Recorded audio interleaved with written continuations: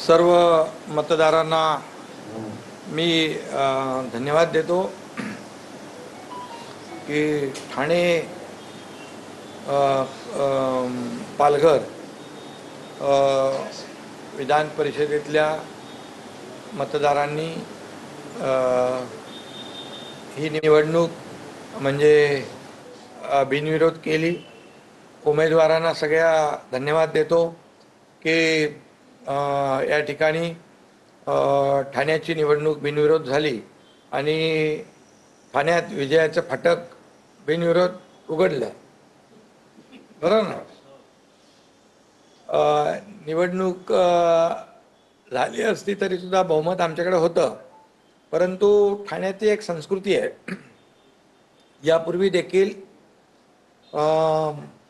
वसंत डावकरे साहेबांना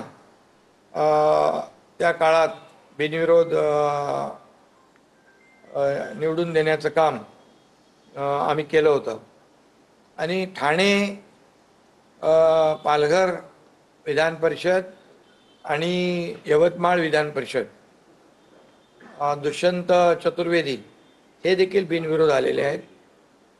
शिवसेनेचे 2 बिनविरोध आले, भारतीय जनता पक्षाचे 2 बिनविरोध आले आणि राष्ट्रवादी अजितदादा गटाचे देखील 2 बिनविरोध आले, म्हणजे 6 बिनविरोध या ठिकाणी उमेदवार झालेले आहेत। ही पुढील विजयाची नांदी आहे। जळगाव आणि नाशिक देखील चर्चेअंती बिनविरोध म्हणजे आता एकमेकाला पाठिंबा जवळपास ते दोन्ही बिनविरोध होऊ शकतात।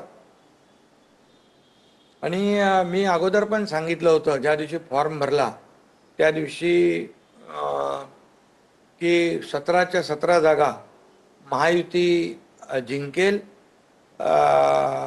असा विश्वास मी व्यक्त केला होता। कारण महाविकास आघाडीमध्ये जी काही बिघाडी पाहिलेली आपण, म्हणजे त्यांचे कोणात पायपोस नाही आणि या निवडणुकीत देखील मोठ्या प्रमाणावर त्यांच्यामध्ये गटबाजी मतभेद सगळे समोर आले आणि उमेदवारांनी देखील त्यांच्या अनेक ठिकाणी माघार घेतली। यावरून महाविकास आघाडी कशी काय परिस्थिती झालेली आहे महाराष्ट्रामध्ये, ही तर लोकसभेत देखील आपण पाहिलं, विधानसभेत पाहिलं, झालेल्या स्थानिक स्वराज्य संस्थांमध्ये देखील आपण पाहिलं आणि ह्या विधान परिषदेमध्ये देखील आपण